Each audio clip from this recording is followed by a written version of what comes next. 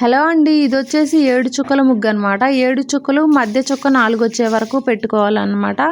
చాలా ఈజీ ముగ్గు ఇది కూడా, చెక్ చేసుకొని వేసేయండి. సో ఈరోజు ముగ్గు సంగతి అయితే అయిపోయింది కదా.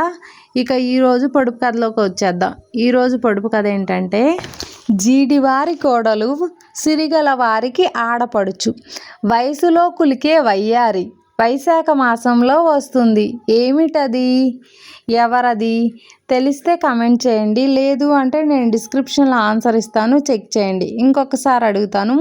జీడివారి కోడలు సిరిగల వారికి ఆడపడుచు, వయసులో కులికే వయ్యారి, వైశాఖ మాసంలో వస్తుంది, ఎవరది.